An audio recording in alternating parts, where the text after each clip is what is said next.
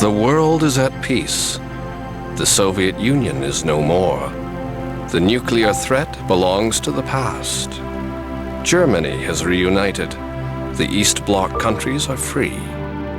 Financial crises have abated. Prosperity reigns. Through the internet, we've all become citizens of a global village. From Hong Kong to Cairo, from New York to Paris, people are looking to the new millennium with confidence. There is nothing to be worried about. Or is there? Over the last few years, things have been happening. The spread of AIDS, massive tornadoes and earthquakes, the new aggression of Iraq, stock markets out of control, genocide in Kosovo, a new and aggressive China. Things that, viewed separately, may not make much sense, but put together, these signs fall in place like pieces of a puzzle foretold by prophecies of hundreds, even thousands of years ago. What if they're right?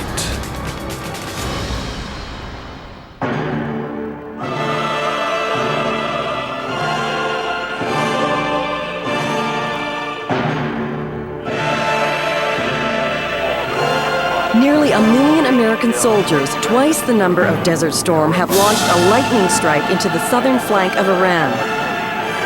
For nation will rise against nation, and kingdom against kingdom, with famines and earthquakes throughout the world.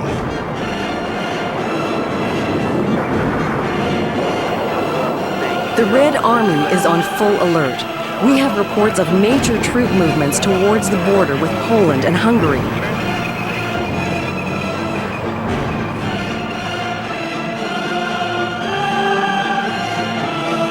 The power grid is shut down. Water supply is disrupted. The president has called out the National Guard.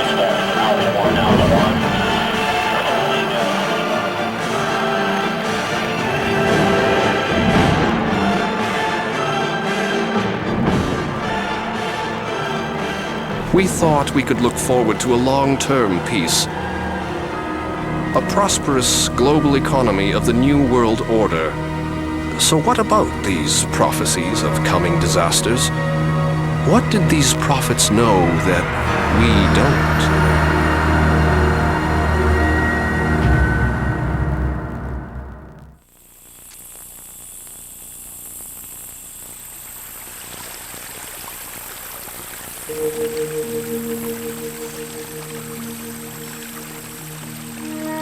This is where it all began, 5 millennia ago.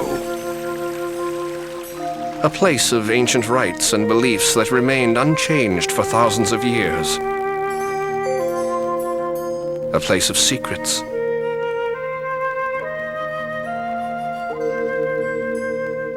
No one quite knows the meaning of the Sphinx, nor do we know how the Egyptians could build their massive pyramids in so perfect and complex a form. The largest of the pyramids is dedicated to Cheops, or Khufu. It can be entered through a gallery. Some scholars believe that this gallery is a vast and detailed prophecy.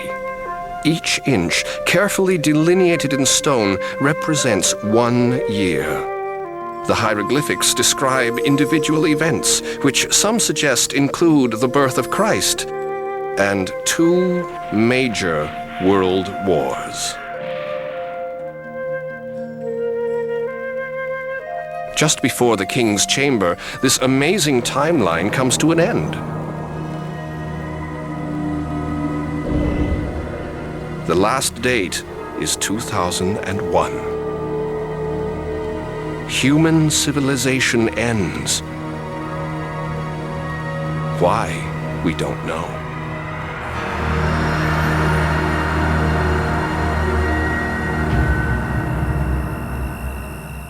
It is a refrain that returns in countless prophecies from around the world. A vision of great turmoil and destruction at the beginning of the 21st century. Why? Perhaps one answer can be found in astrology. Since the earliest of times, astrologers have divided history into a series of ages that correspond to the signs of the zodiac. Each astrological age lasts some 2,000 years. The history of mankind since the birth of Christ took place in the age of Pisces, or fish, an age dominated by the church. Starting in the year 2000, a new age will begin. The age of Aquarius, an age dominated by Saturn, symbol of science.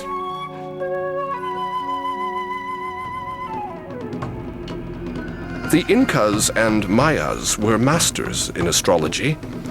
Some believe that the Inca shrine in Machu Picchu, first discovered in 1991, serves as a giant observatory.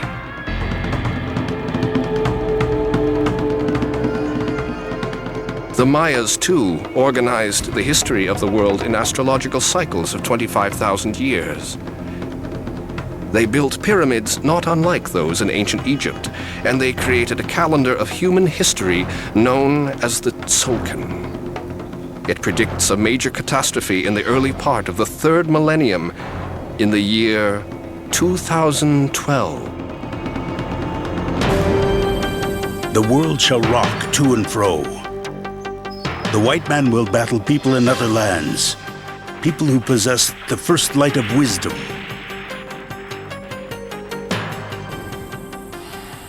There is a remarkable similarity between the prophecies of the Mayas and those of Indian tribes of North America, including the Hopi. All believe that the rhythm of life and the cycles of nature are fully intertwined. But materialism and the pace of modern science have ruptured this intimate link. We have lost touch with the cosmic forces that created us to begin with. Man and the earth are on a collision course.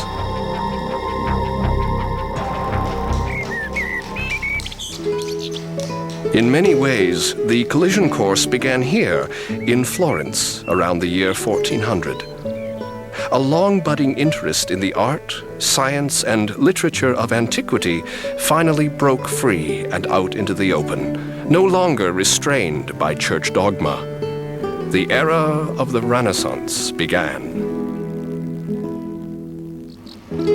In 1503, the same year that Leonardo began work on the Mona Lisa, another man of the Renaissance was born, a man with quite a different vision of the world. Earth-shaking fire from the center of the earth will cause the towers around the new city to shake.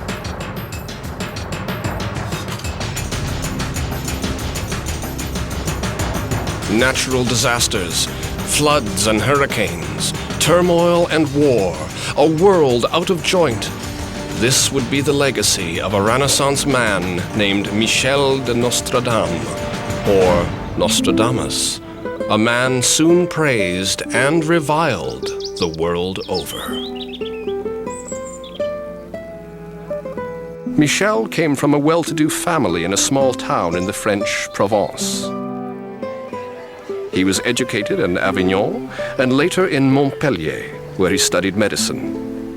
He became a physician, but remained passionately devoted to astrology, a science which, in the early 16th century, was still considered heresy by the church.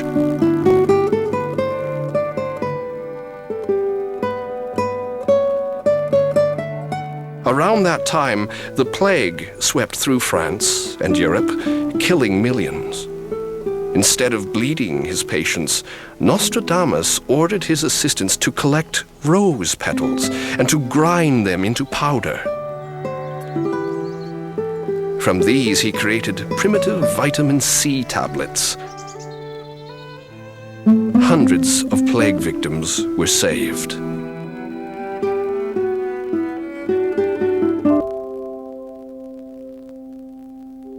But Nostradamus had a unique gift. He actually saw visions. Visions which, starting in 1552, he began to record in a set of books known as the Centuries. That in itself wasn't exceptional. The Middle Ages were full of prophets, magicians, and soothsayers. But Nostradamus was different. His prophecies actually came true. One day, Nostradamus had a vision of the French king, Henry II, in a joust.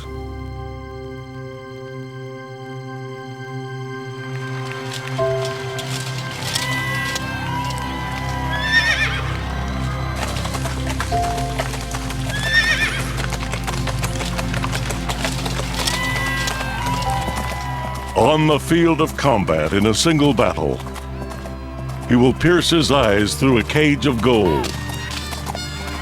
2 wounds made 1. Then he dies a cruel death. 3 years after Nostradamus committed his vision to paper, the book was brought to the attention of Catherine de' Medici, the Queen of France.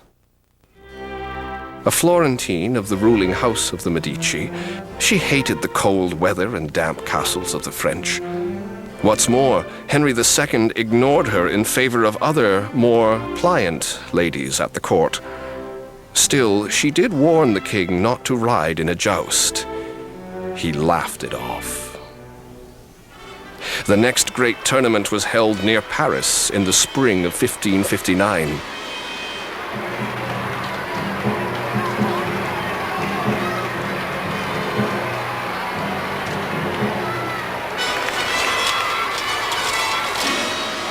King Henry II rode in it.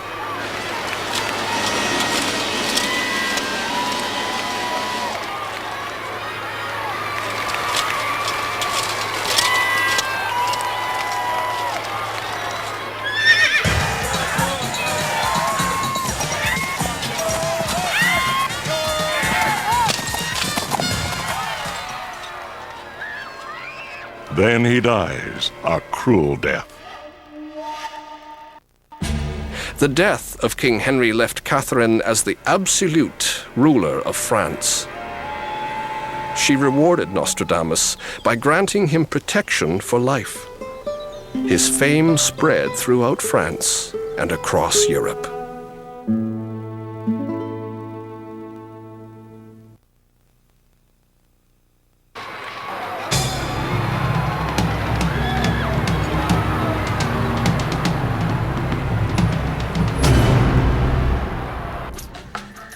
In preparation for his séance, Nostradamus would light a candle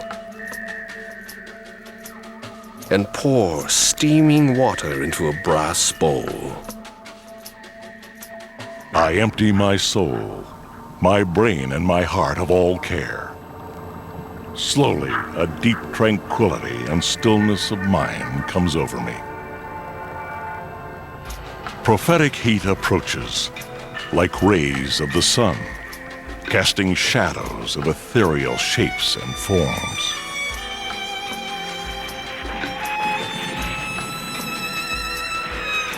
Then comes the clouded vision of great and terrible events, sad and plentiful, human exploits of catastrophic proportions.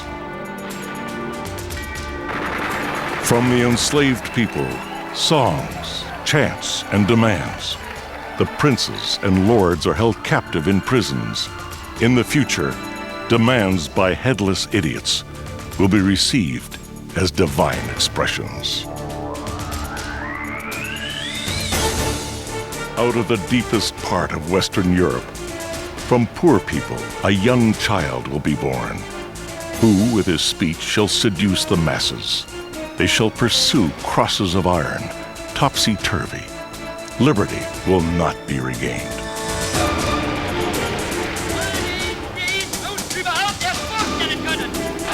Roman power will be debased, following in the footsteps of its great neighbor. Secret and civil hatreds and conflict will stop the folly of the buffoon.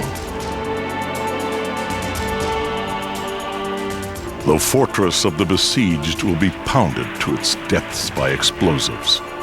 The traitor will be entombed alive. Never did such a pitiful division come about.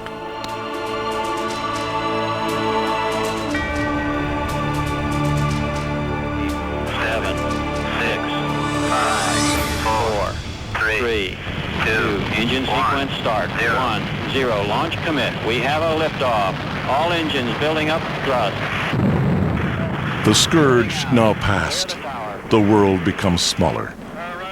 For a long time, the lands will be ruled by peace. People will travel safely by air, land, and sea. Man shall come to a corner of Luna, where he'll be taken and placed on an alien land.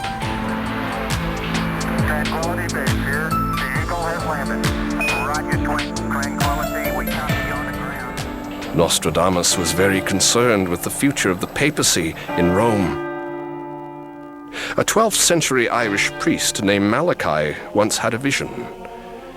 He saw the entire succession of 112 popes pass before his eyes.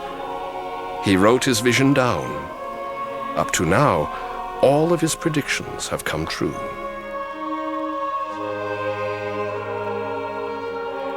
Malachi refers to John Paul II as the Pope in the mark of the sun. Nostradamus calls this Polish pontiff simply the Pole. Both Malachi and Nostradamus warned the current pope to beware of his enemies.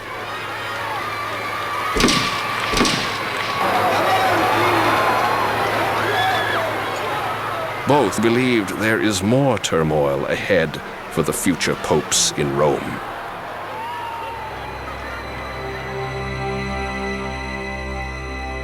Nine will be set apart from the human flock. Separated from judgment and counsel, their fate will be determined on departure. 9, 8, 7, 6. We have main engine start. 4, 3, 2. And liftoff.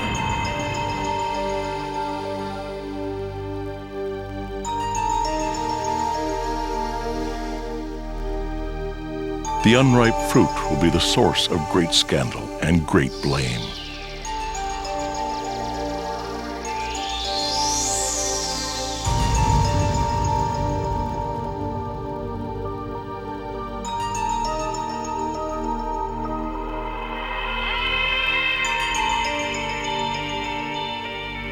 Until recently, most Nostradamus scholars struggled with verse 32 of the fourth book of the Centuries.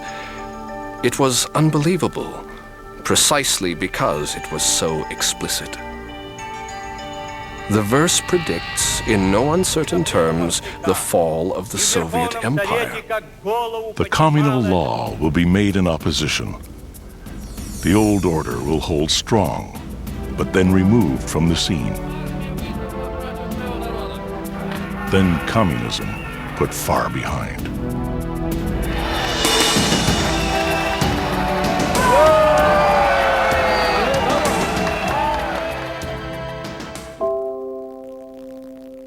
After this prediction came true, Nostradamus and his visions of the future gained a whole new meaning. They could no longer be dismissed. What does this mean for us? Could a medieval doctor from the Provence be right about great turmoil just on the horizon?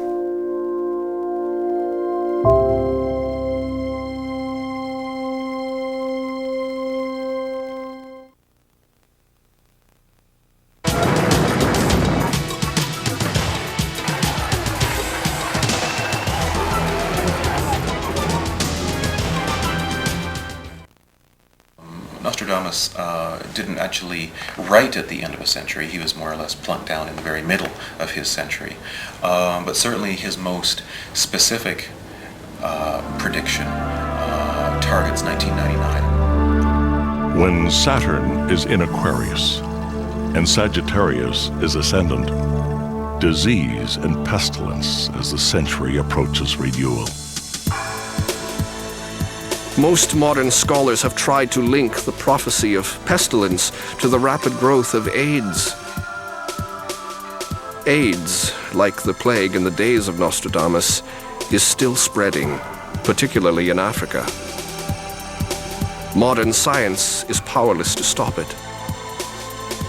Millions more will die before a cure can be found. And yet, the vision of a great pestilence may have a very different meaning. In the 1980s, a virus called Michelangelo caused havoc with computers. In 1999, the Melissa virus created even greater damage thanks to the far-flung reach of the internet. But nothing may compare to the potential impact of another virus, the Millennium Bug. Back, I believe, in the 50s or so, when computers were first being developed, there was an effort to save space on their programming. And that required that they remove the century, in effect, the 1900, and just use the last two digits. And effectively what will happen is when the last two digits turn from 99 to 00, a lot of functions in many computers around the world are programmed either to stop working or to fail altogether. And this will have massive impact on the world's computers. Nostradamus was a man with one foot in the Middle Ages. He often struggled to find words for things he could see but not understand. And what he saw was a world in turmoil, filled with panic and anguish. Nostradamus concluded that the people he saw were struck by pestilence. He may have seen a society paralyzed by the Millennium Bug, beginning on the first day of the year 2000.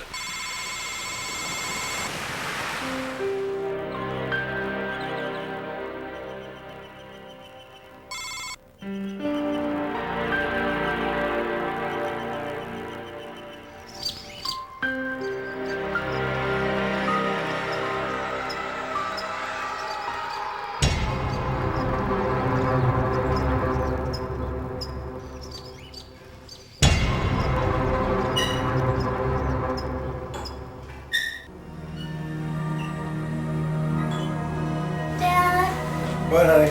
There's no water. All right.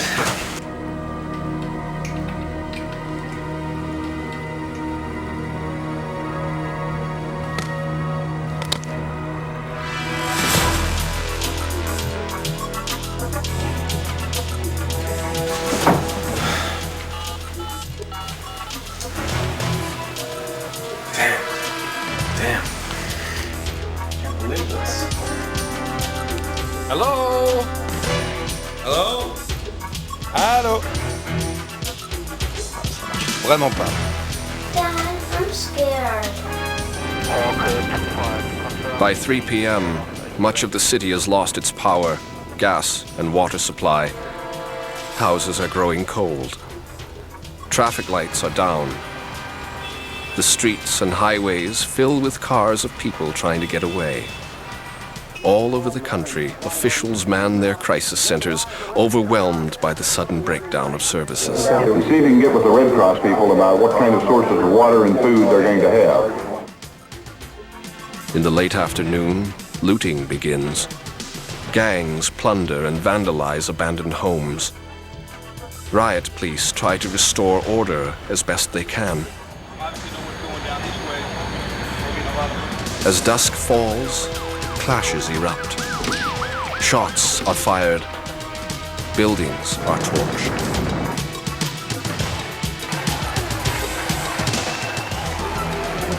By 10 p.m., the army takes over the crisis centers. Engage what we're doing, don't crash the system. Units of the Army and National Guard move into the darkened cities in an attempt to establish order. The training that we receive can never prepare you for the type of reaction that you must be prepared to do. Hospitals are operating by candlelight. Meanwhile, shelters established by the Red Cross and the Air Force are overwhelmed by terrified citizens desperate to get a place of warmth and safety. The food lines stretch longer and longer. To help the community as a whole be able to survive this ordeal that is really quite unimaginable. This is a recreation of what could happen, all because of computers that control virtually every aspect of our lives. Big mainframe computers that control the flow and distribution of electricity, gas, and water. small embedded microprocessors that control our household appliances, and desktop computers that are today an indispensable tool of productivity. Each bug has to be able to have that ability to roll over from December 31st, 1999 to January 1st, 2000 and realize that date correctly. One of the failures can be that when it rolls over, if it just sees those last two digits, which is most of what the original problem was, the equipment thinks that it's 1900 instead of 2000, which can cause problems depending on what type of chip it is and how it's being used. The fresh water supply of our cities is dependent on an elaborate system of water filtering and purification, all of which are controlled by computers. So are the pumps that pump the water into our homes. I think the perception generally is that water flows very easily without any energy behind it. But the reality is that once it's captured and diverted from this point that we're standing at right now, it has to be pumped in effect, and that requires timing, and timing requires clocks. Our clocks, when they turn 00, could fail, so our power systems and our computer systems can fail, and in effect, the water that you see running right now will not be running. If the computer system breaks down, we will no longer receive fresh water to drink, wash, or cook with. When water circulation stops, so will our sewage systems. Our homes will become impossible to live in. The danger is real. On June 16th, 1999, a Y2K compliance test in the San Fernando Valley near Los Angeles led to the release of 4 million gallons of raw sewage into a large recreation area. In Perth, Australia, another test caused the accidental dumping of vast quantities of chemicals into the water.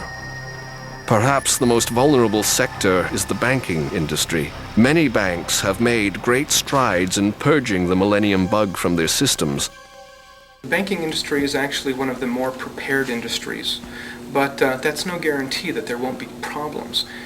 People are confused by definitions of what compliance means. As well prepared as any industry can be, those industries still depend on other industries, and they have very little control to the degree of preparedness of those other companies and businesses for which they depend on.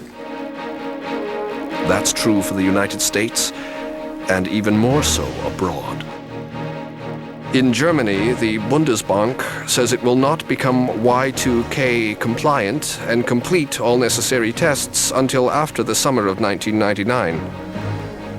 In Sweden, the Riksbank claims that even though it is compliant, it will still be on a high state of readiness as the end of the year draws near. According to the Financial Services Authority in London, 2 major financial institutions are not on track with their Y2K program. If they don't make it, the government will shut them down.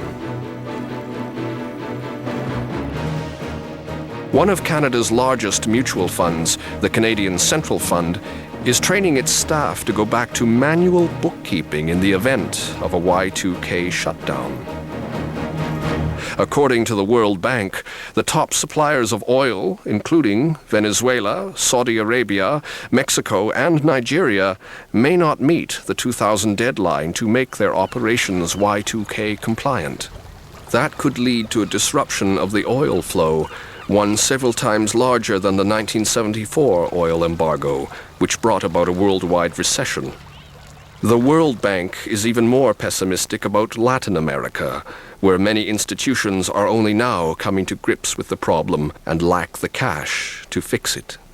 In Colombia alone, aviation officials have warned that fixing their radar systems will cost $11 million, a sum the Colombian government is unable to provide. The truth is, fixing the millennium bug is very costly.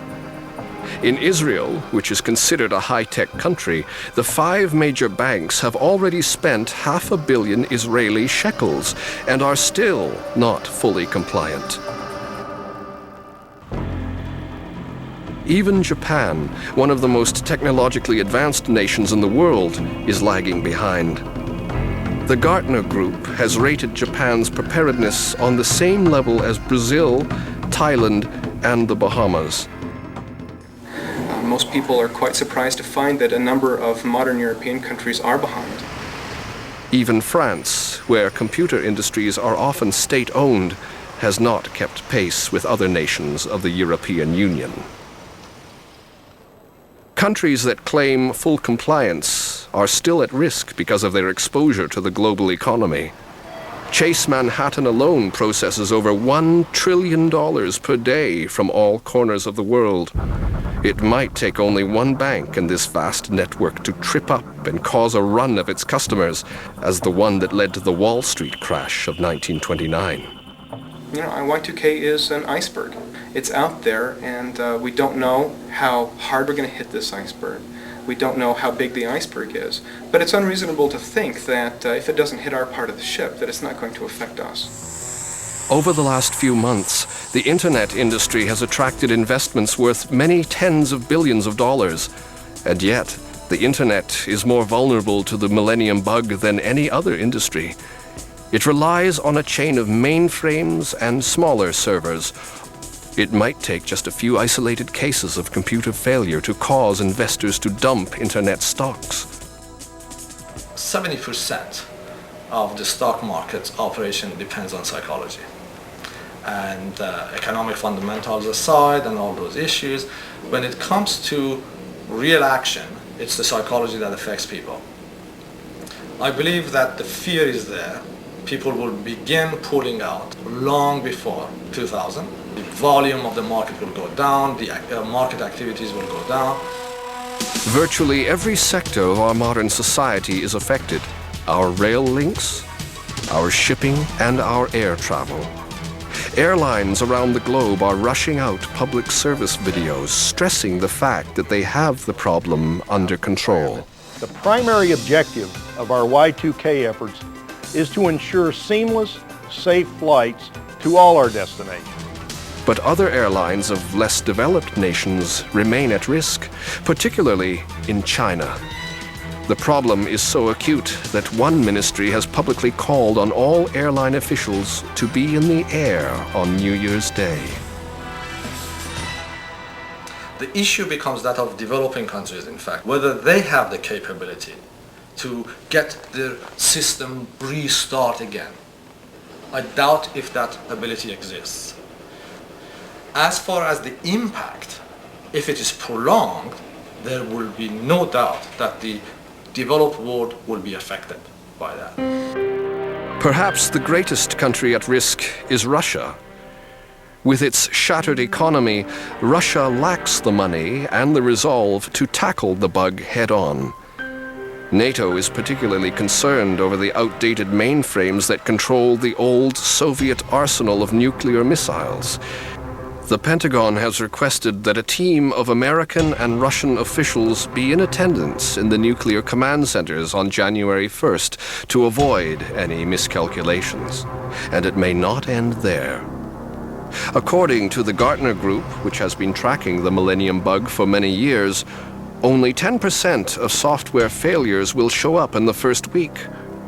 Many more failures will take much longer to build, like time bombs, ticking away unseen inside computers large and small. To be true, the doomsday scenario may not happen. I think in a larger sense too, we've got to be concerned, but we don't want to panic. I think panic paralyzes people and prevents us from thinking rationally, and probably causes us to do or say things that are silly or even dangerous. And even if the effects are less catastrophic, there is even worse news on the horizon.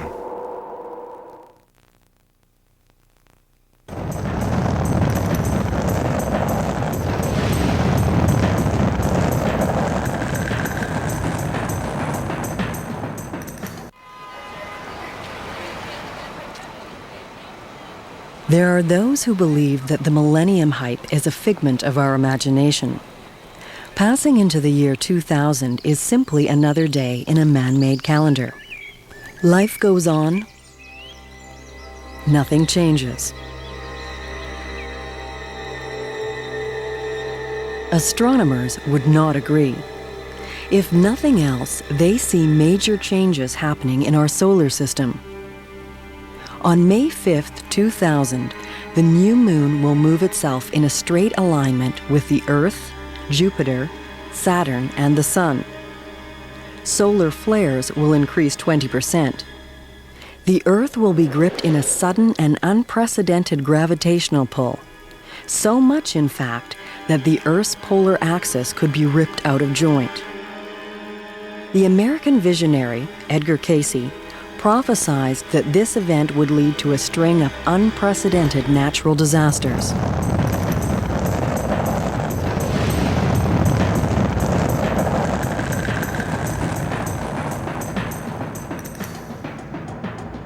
In the great turmoil of winds and oceans, part of England will be submerged.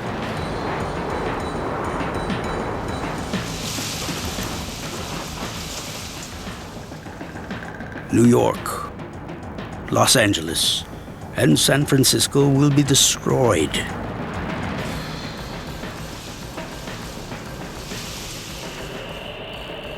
The greater portion of Japan must go into the sea.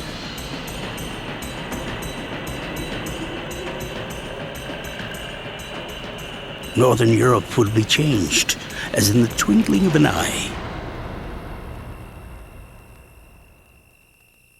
Nostradamus also described a major disaster around Easter of 2000, precisely when the alignment of the planets is scheduled to occur.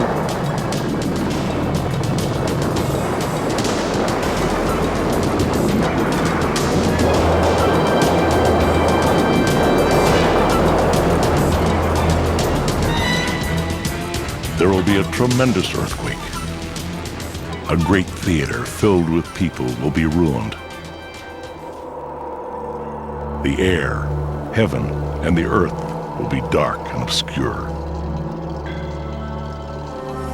There are many other modern prophets who have warned of great natural disasters, and none more clearly than a group of 1,700 scientists, including many Nobel laureates, who in 1992 issued a major warning to the world.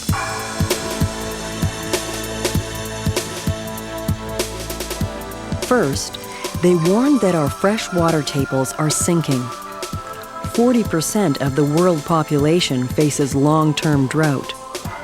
For the other half, drinking water is slowly dwindling by the steady poisoning of rivers and streams.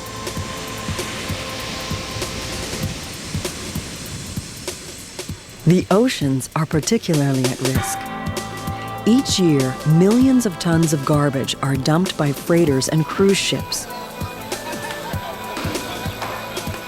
More fish are being caught than the oceans can resupply. Some fisheries have already collapsed altogether. The reason is that the oceans themselves have begun to erode, and with it, the most precious asset of the undersea's food chain, the coral reef.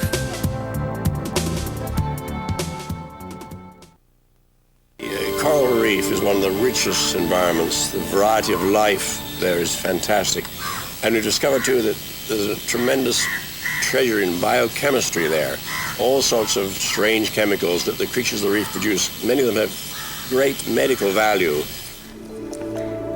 When Arthur C. Clarke first came to Sri Lanka in 1963, the reefs were full of tropical fish, and the corals were alive.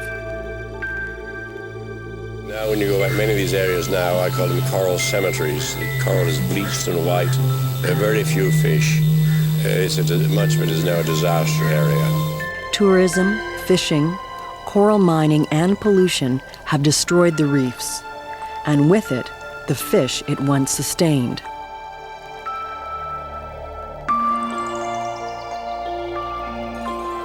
It is a story that is being repeated around the world, from Jamaica to Egypt, from Tahiti to the Florida Keys. The food banks of the coral reefs are dying, putting the entire ecosystem of the oceans at risk.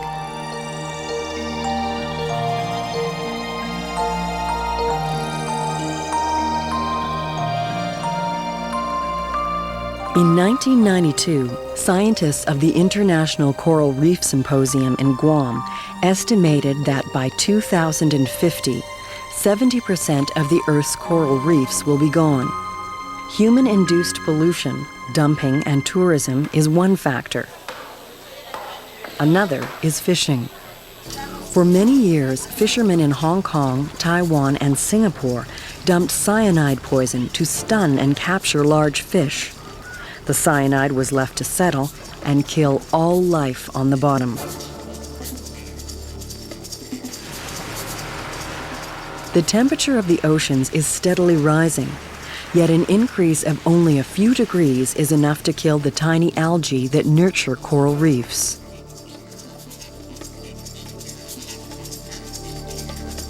Action is needed now, on a global scale, if we want to avert disaster. So it's like the rainforest. We're destroying something which is a treasure house, which could be used for the benefit of all mankind if we discover it in time before we destroy it. We never get food from the space, no. We get food from the earth, you know. Indian people says Mother Earth. I think that's a good name. The earth is just like mother.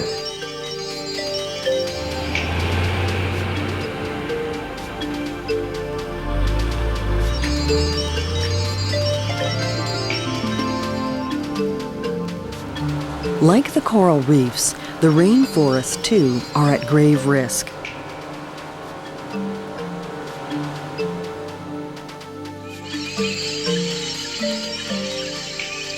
Each minute, 30 acres of rainforest are destroyed. By the end of each day, some 100 square miles of oxygen-breathing forest are gone forever. At this rate, most of the tropical rainforest will be gone before the end of the next century. The net result of this ecological erosion is an alarming loss of species.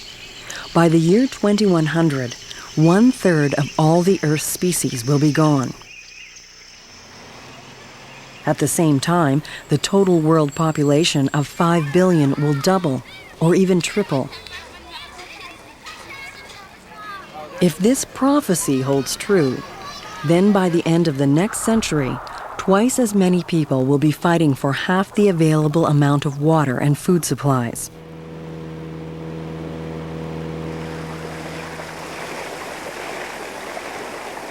There are other destructive forces at work. One is global warming. Sea level has probably risen by something between 10 and 20 centimeters over the last 100 years. The most that we expect sea level to rise over the next century is perhaps by about a meter. The other is the erosion of the ozone layer. The ozone protects us from solar ultraviolet radiation, but has been steadily depleted by the emission of industrial chemicals known as CFCs. We can't always use fossil fuels for the production of electricity. There are many environmental reasons why you don't want to do that. One of the most popular now, of course, is the addition of CO2 to the atmosphere. We don't need to panic, but we ought to be making those kinds of research and development plans that we have an alternative to coal and other fossil fuels in the not too distant future.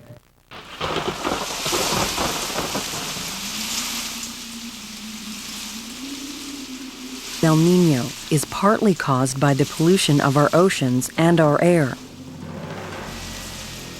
The El Nino season of 97-98 caused billions of dollars worth of damage.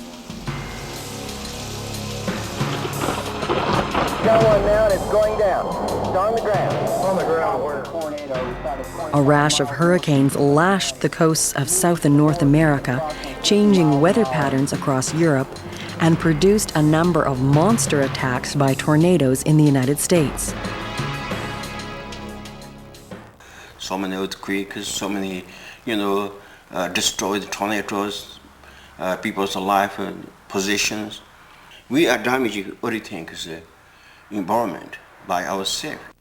Every single producer or multinational would solely attempt to increase their profit irrespective of the kind of damage or cost that they will impose on society.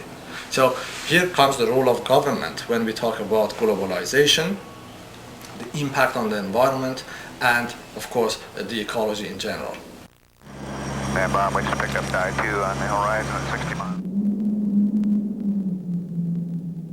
To biochemist James Lovelock, phenomena like El Nino are no accident. In fact, it is only the beginning. He believes the Earth is a highly delicate and intelligent organism, very much like the human body.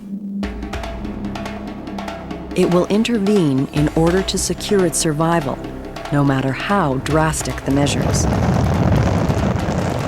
If he is right, then one more prophecy by Nostradamus will become a reality. Earth-shaking fire from the center of the Earth will cause the towers around the new city to shake.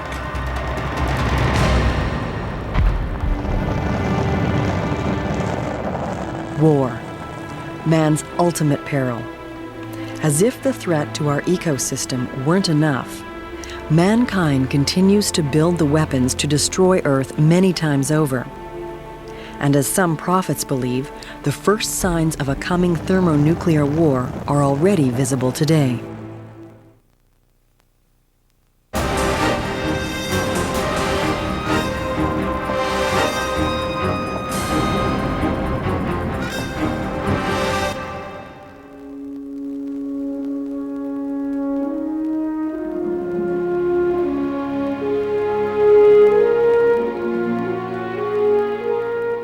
For a long time, the lands will be ruled by peace.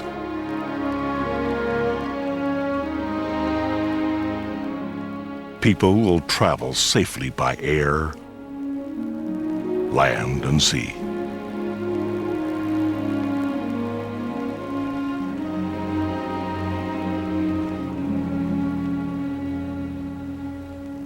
Then, wars will start again.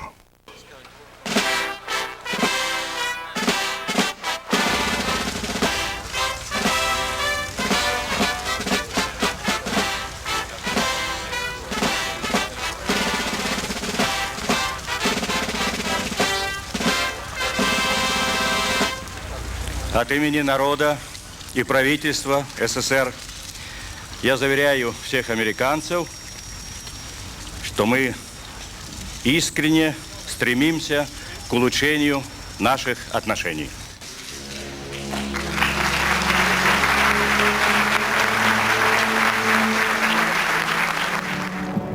For many years after the fall of the Soviet Union, it looked like President Bush's vision of a new world order had become reality. Russia and the United States were partners in peace. Eastern Europe was free.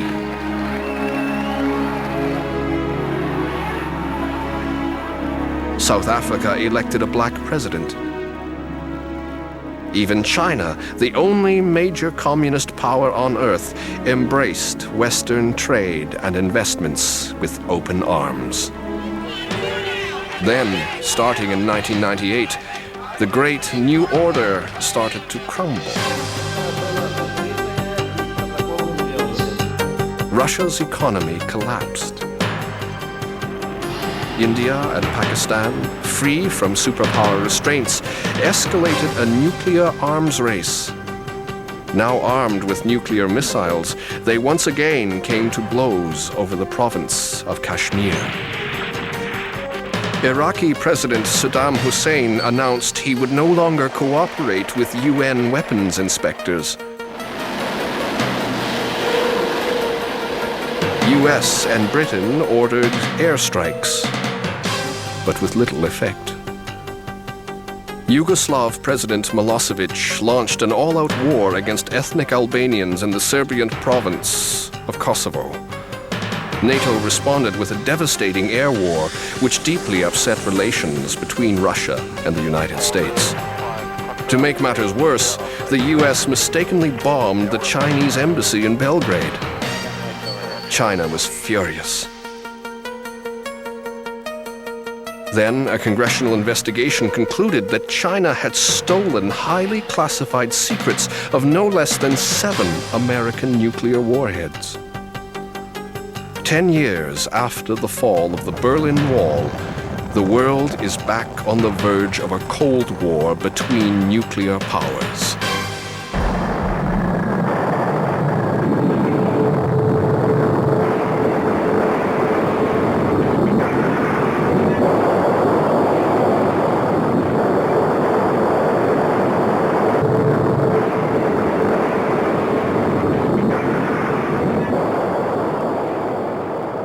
Armageddon, the great clash of the apocalypse.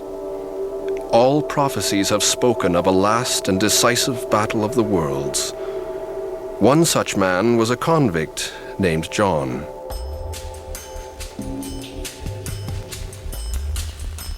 He was a member of the early Christian church of Ephesus, who was captured by the Romans. The big question among scholars and Christians, of course, is which John, or who is this John? Many people assume that since John is such a popular Christian name, that the author of this book, who does call himself John, must be the same as the apostle named John, the son of Zebedee, to whom the 4th Gospel is attributed, as well as the so-called letters of John. But these days, most scholars realize that the style of the book of Revelation is so different from the Gospel and the letters that they are most likely not written by the same person.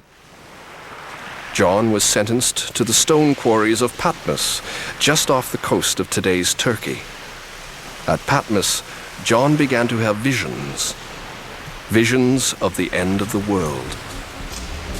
He saw a book enclosed by 7 seals. Each seal reveals a new phase of the apocalypse.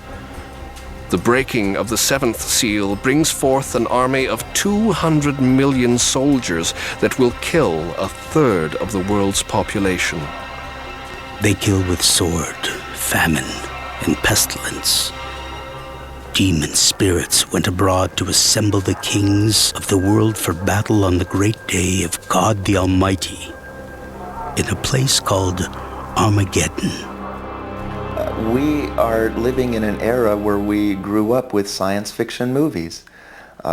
And so somebody who wants to make that kind of an apocalyptic good versus evil movie, as George Lucas did, we have him using spaceships and lightsabers and all sorts of other, contraptions that we're used to seeing from our sci-fi literature and sci-fi movies. Well, in the 1st century, in order to describe this struggle between good and evil, of course they made use of the symbols that were available in their own day and age, in their own repertoire. And so we find swords and trumpets and horses and plagues and all sorts of other images that we might find very strange, but would have been completely and totally understandable to people of the 1st century when they're reading this. In a place called Armageddon. The choice of Armageddon, or Megiddo, was no accident. Since the days of the Egyptian Empire, Megiddo had been the battlefield of the Middle East. Edgar Cayce, too, believes that the last great war would erupt in the Middle East. In Libya, and in Egypt, in Ankara, and in Syria, through the straits around those areas above Australia, in the Indian Ocean and the Persian Gulf. And so does Nostradamus.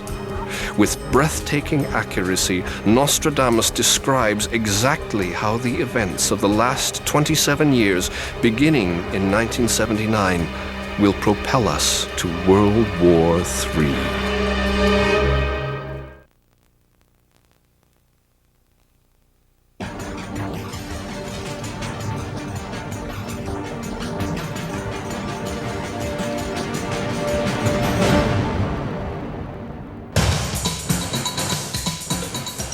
The great empire will invade, but the Muslims will find the lands exposed. The old law of Islam will decline, and another more seductive one will rise.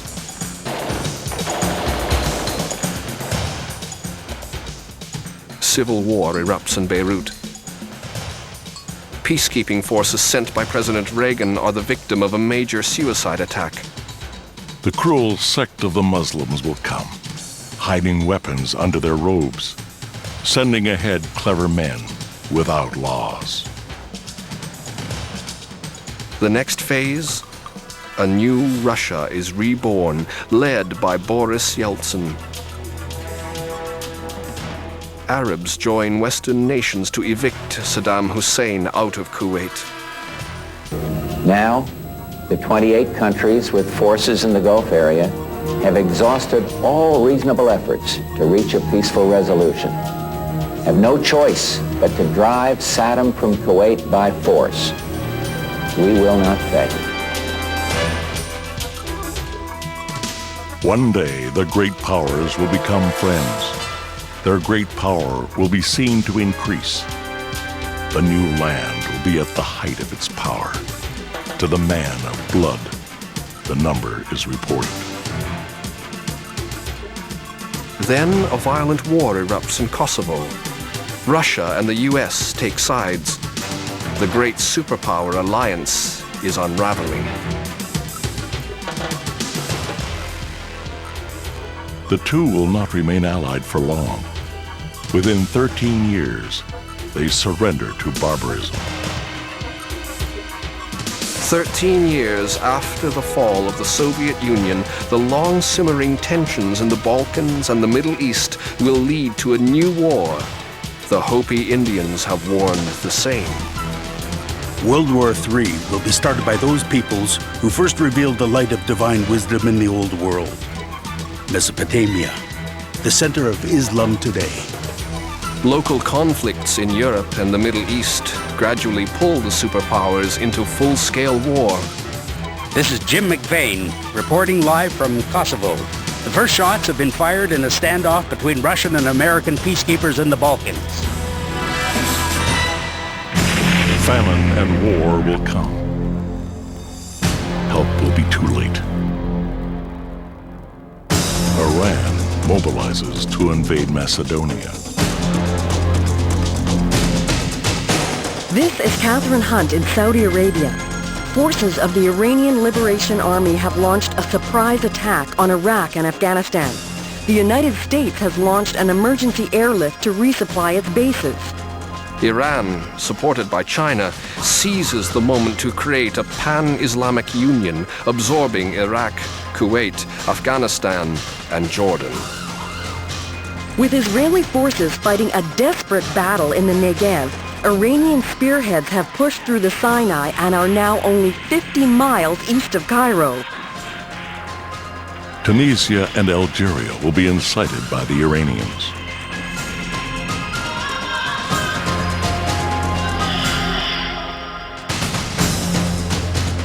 Moscow is calm again after last night's bloody takeover by Russian nationalists. The Red Army is on full alert. We have reports of major troop movements towards the border with Poland and Hungary.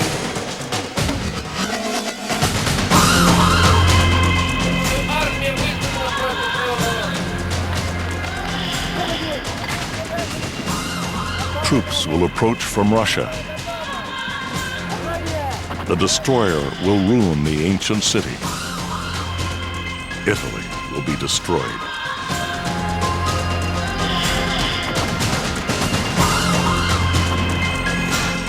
Acting in concert with Russian forces, Iran initiates a pincer movement through the Mediterranean.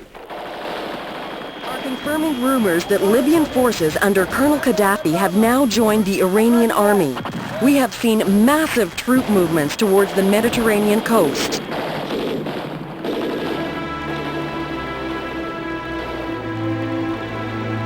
Good evening. The United States has announced that unless Iran ceases all offensive operations by midnight, Washington time, the United States will attack.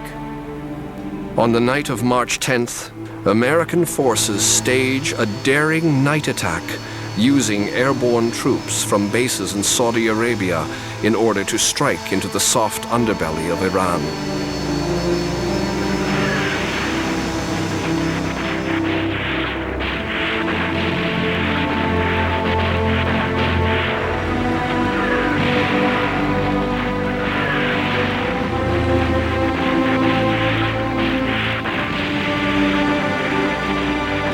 early dawn, the U.S. forces have captured the southernmost provinces of Iraq and Iran. The Iranian occupation army in Europe is forced to turn back and meet the threat in the Middle East. The two armies meet in the middle in the ancient battlefield of Megiddo, in the heart of Israel, just as John of Patmos had prophesied.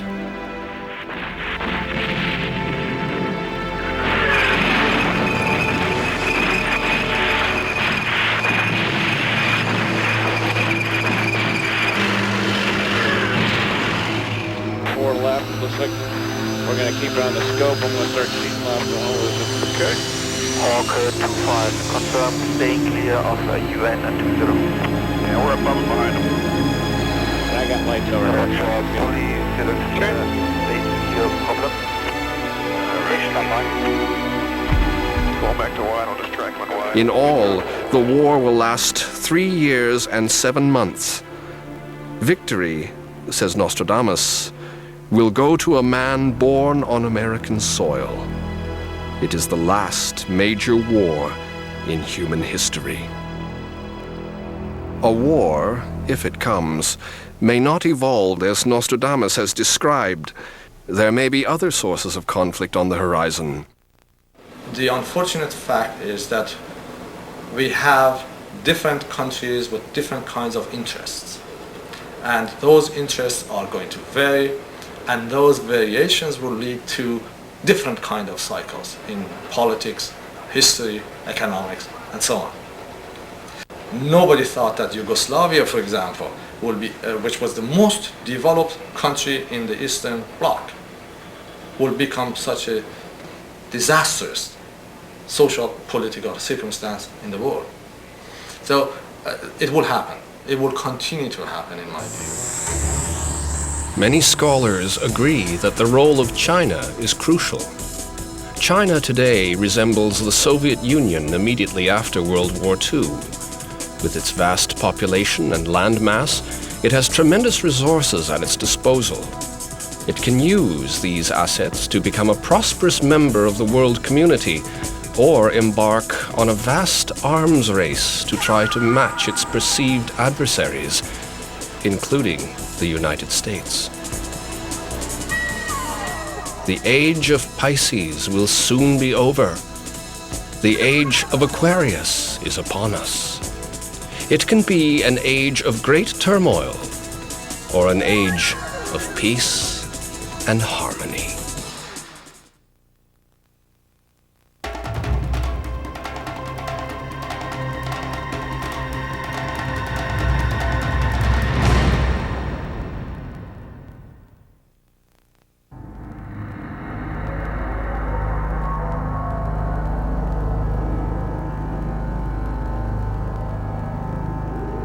What can we do in the face of so many damning prophecies? Is there no way we can turn the tide of history and avert the string of disasters?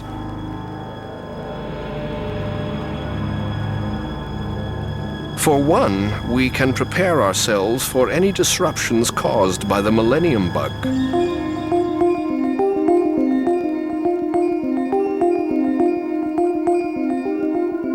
FEMA, the American Agency for Disaster Relief, the Red Cross, and many other charitable institutions have suggested a number of guidelines.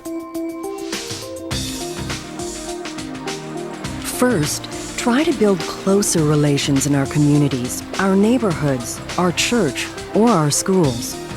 All of these will be a major source of support if and when times get rough.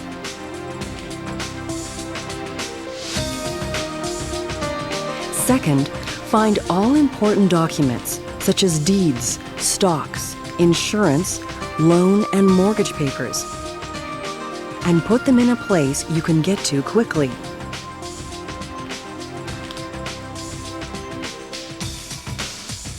Next, as the year's end draws near, start keeping careful records of all your financial transactions, just in case your computer records at your bank are lost or unavailable. I'm kind of nervous about Y2K. I've started to keep good records on all my financial statements. At the office, I've upgraded our voicemail and checked our computers and made sure all our systems are compliant. We can't be too careful. You never know what could go wrong, and I want to be prepared just in case something happens. Don't plan any major purchases or financial transactions immediately before or after January 1st, 2000. Then, start making preparations in the event major services in your area are disrupted. As the date comes near, stockpile a reasonable amount of fresh water. Buy bottled water for drinking. Store tap water in plastic soda bottles or other containers for household use. Make sure your medicine cabinet is stocked with aspirin, vitamins, cold medicines, and water purification tablets, as well as bandages, plaster, and antibiotic ointment.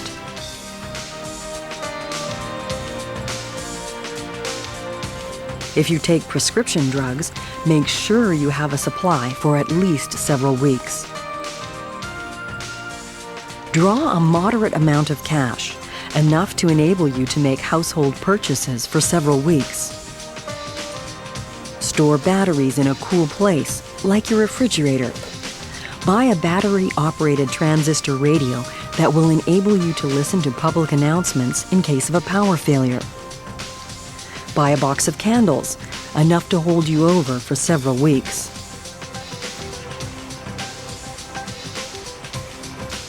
Just before New Year's Eve, fill up the tank of your car. The first time I heard about Y2K was from a customer of mine who gave me an article, and he was preparing himself and he thought I should read up on it. So I took the article home and I read it, and since then I've been paying a little bit more attention.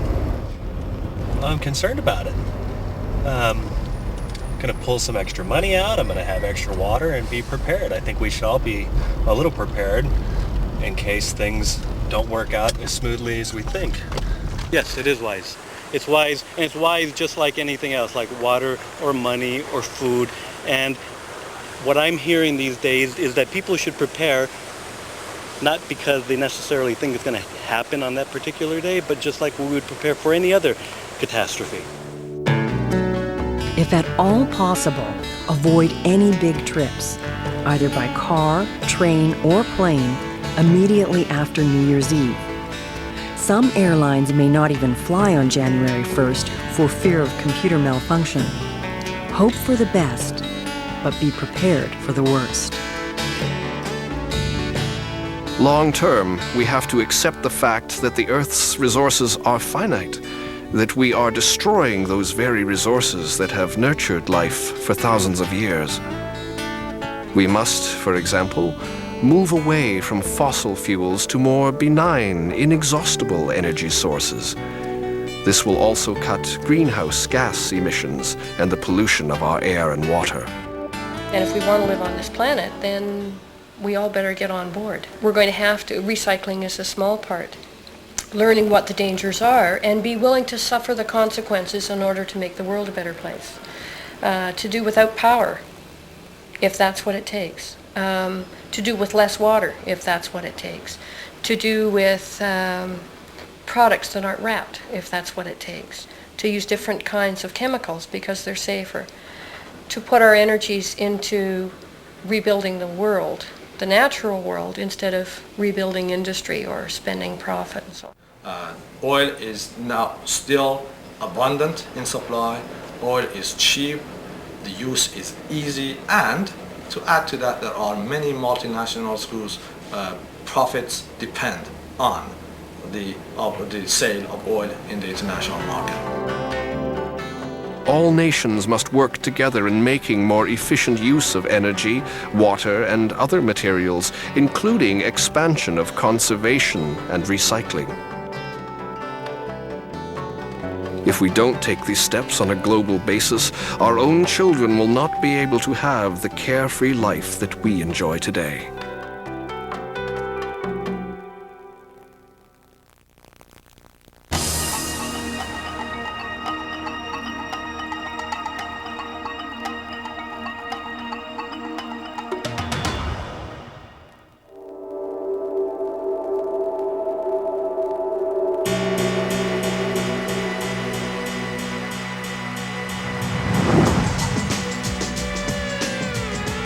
Since the earliest of times, people believed that strange phenomena in the sky foretold of great changes on earth.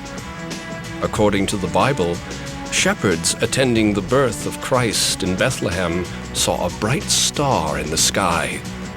This could have been a supernova, perhaps observed by first-century Chinese astronomers.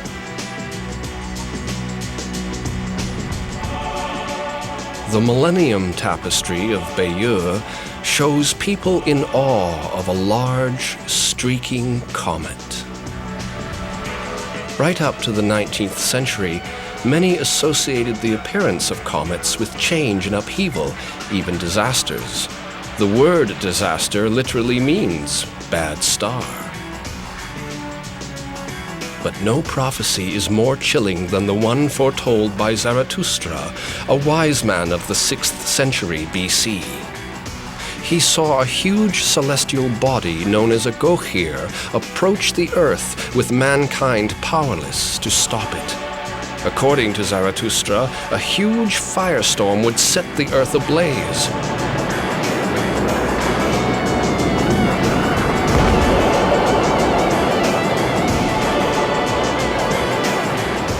Because of their appearing essentially out of the blue with no warning, these are more or less the stealth bombers of the solar system world. They're there if they are in a Earth approaching or Earth crossing orbit. They could be something very serious in terms of any type of mitigation. We would not have much lead time.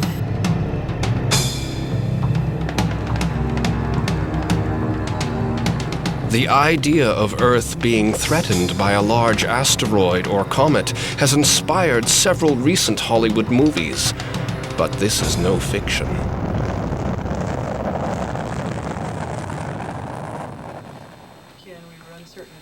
Only in recent years, with new detection techniques, have we discovered just how many asteroids and comets are streaking through our galaxy and our solar system. Comets are probably the most numerous objects within our solar system. There's billions and billions of comets on the very edge of our solar system, some 40 times or 1,000 times further out than Pluto's orbit. Most of them are small relative to the planets, but they're extremely numerous, and it's only when they come into the inner solar system that we begin to see them. We think there are between 1,000 and 2,000 of these larger near-Earth asteroids out there, but we have actually discovered only 150 of them. And so we need to mount a comprehensive search to find the others, track their orbits, and see if any pose a danger to the Earth. The fact that the average interval between impacts is long doesn't mean that the risk is any less. The dinosaurs, one day before the asteroid that struck the Earth and led to their extinction, could have made the same statement, that such things didn't happen except at intervals of millions of years. Nevertheless, it hit the next year.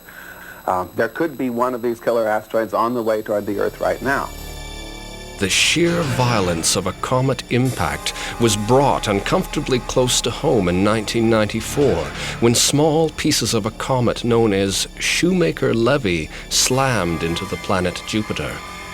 The impacts produced explosions many thousands of miles high and left deep scars on the planet.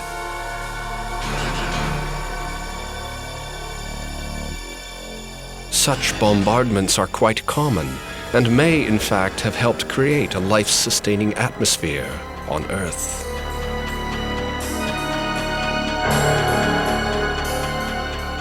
Additional cometary impacts supplied the Earth with carbon-based molecules, water, methane, ammonia, a lot of the volatiles that are required for life to form. It would be ironic indeed if a comet, the messenger of life on Earth, would also be responsible for wiping out that same life in the blink of an eye.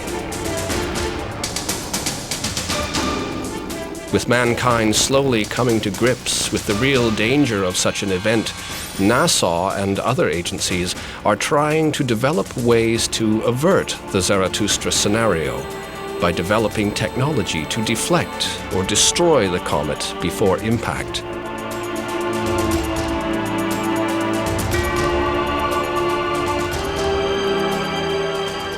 that takes time, a lead time that Earth may not have.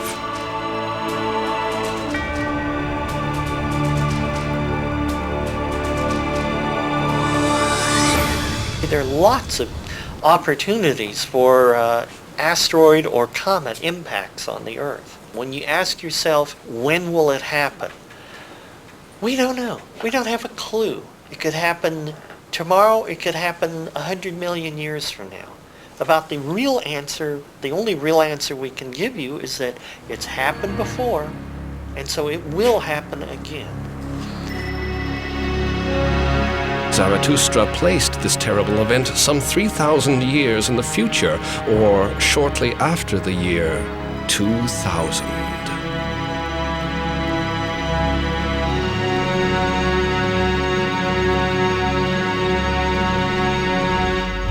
Perhaps we need some outside universal threat to make us recognize this common bound. I occasionally think how quickly our differences worldwide would vanish if we were facing an alien threat from outside this world. Is there an alien intelligence out there? There are reports from all over the globe of strange sightings. Sightings that go back to well before 1900, when objects looking like flying saucers were first captured on film and published to a frightened world. New sightings have been captured on home video cameras in Europe, Latin America, and the United States. Official sources have always discounted the possibility of alien visits, but in recent years, the search for extraterrestrial intelligence has gained new momentum. A network of radio telescopes from Puerto Rico to Australia scans the heavens every night, waiting for a signal, a sign of an alien civilization. Statistically, the chance of us making contact in this millennium is high. There are some 100 billion galaxies in the universe. Each galaxy contains hundreds of billions of stars, very much like our own star, the Sun. Each of these stars may have one or several planets that could sustain life. Meanwhile, new stars are born from huge clouds of gases on an ongoing basis. At the same time, scientists expect to find confirmation that black holes in the universe offer portals for unlimited intergalactic travel far beyond the speed of light. And what if we did? We'd forget all of the local differences that we have between our countries, and we would find out once and for all that we really are all human beings here on this earth together. Well, I don't suppose we can wait for some alien race to come down and threaten us. It is possible that in the century to come, we will finally make contact with an alien source of intelligence. So there's bound to be somebody out there. And really, the answer to the question, is there anyone out there, has profound meaning whichever the answer is. If the answer is one, it imposes a crushing uniqueness on humanity. It says we really need to take care of ourselves because we are the only one. And if the answer is 10,000 or 10 million, it's still uniquely profound because it then says we're not alone. There are others out there. There are other civilizations that have had to meet and solve the problems that we're facing today. So if they can do it, we can do it. And so there is a hope and there is a chance for our survival. Such an encounter with a species vastly superior to ours would make us see the futility of armed conflict. It would help us realize the fragility and uniqueness of our planet. It would inspire us to take better care of what we still have today.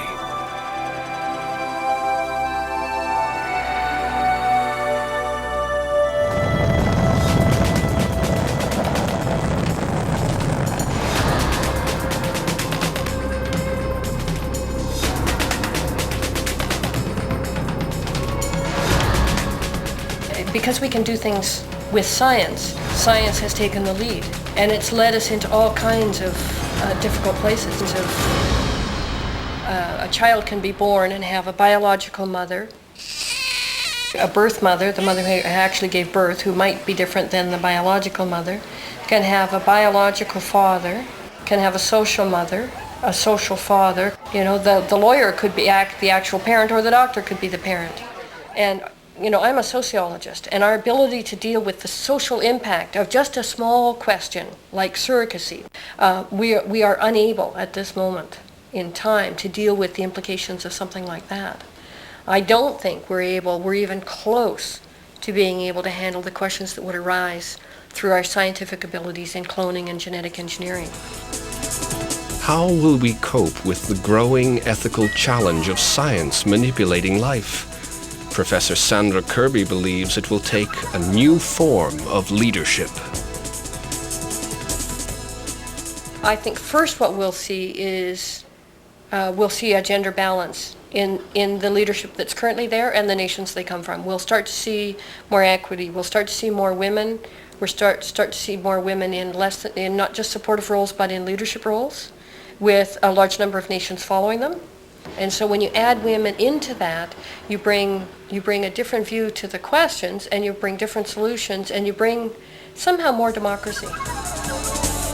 Science and technology notwithstanding, the third millennium will reaffirm just how fragile life on Earth truly is.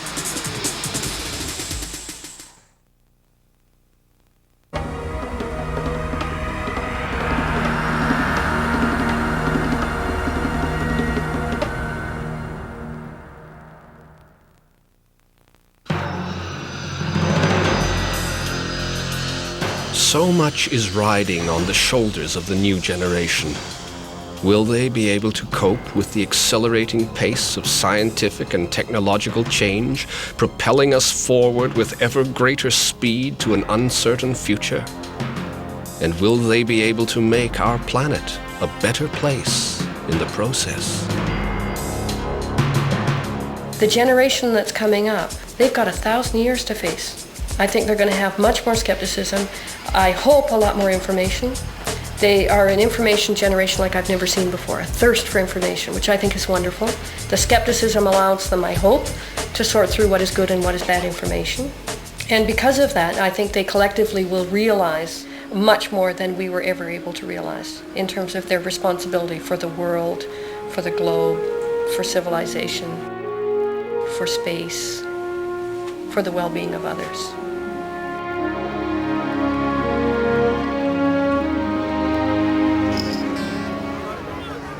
Gautama the Buddha, founder of the Buddhist faith, believed that every 25 centuries the great wheel of Dharma is turned afresh to help man reach a deeper consciousness.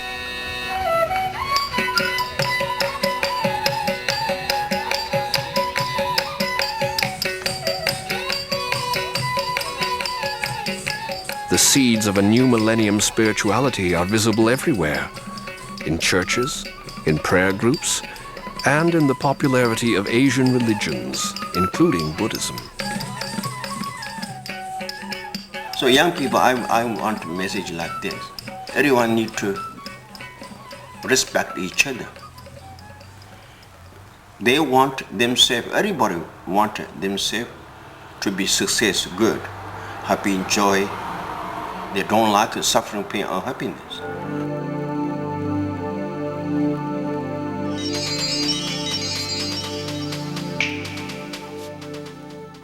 And the speech is also try to make speech benefit for the others, so will not damage others by speech. The last time the wheel of Dharma was turned was in the 6th century BC, in the time of Gautama the Buddha himself. The next time will be in the year 2012. By then, mankind can start afresh, and above all, learn to live with one another in peace.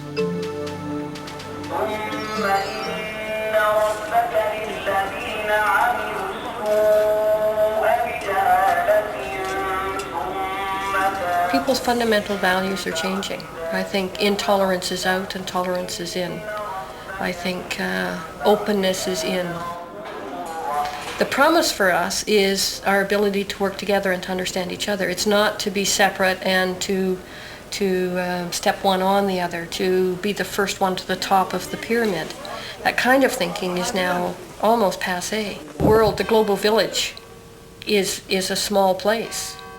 Because we are social beings as well. We somehow need a community of other people, or we certainly have a lot that we could offer to other people. Whether you call that your church or your synagogue or your mosque, a community of other people with whom you can share your faith, and not necessarily in opposition to those who believe otherwise.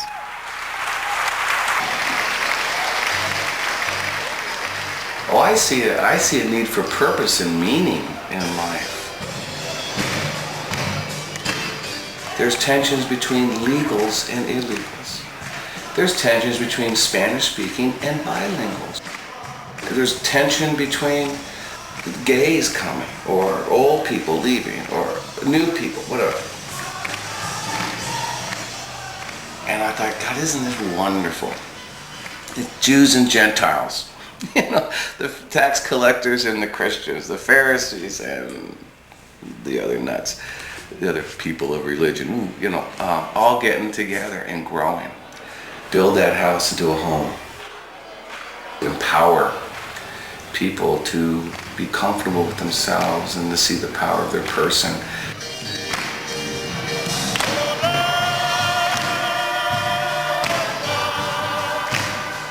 In a time of great change, that we need some sense of higher power. As human beings, our need for a sense of spirit, a sense of something bigger than ourselves, a sense of the hereafter, I think has always been strong. We exhibit it in different ways. So I think organized religion might have a difficult time, but our sense of connectedness and maybe pure spirituality, I think, will be quite strong. There will be a golden age. A universal peace will commence between God and man, and Satan will remain bound. Whether through aliens, meteors, or a world coming to its senses, all prophets agree that we can avoid the doomsday scenario. All it takes is for us to have renewed respect for the greater forces of the universe, for the precious gift of life, for ourselves and for our fellow man.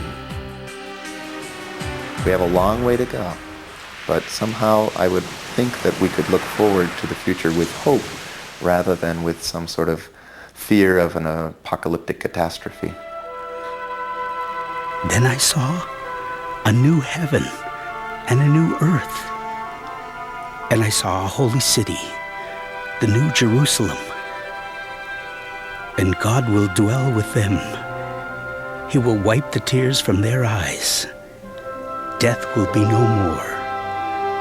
No more mourning, crying, and pain. For all these things will have passed away.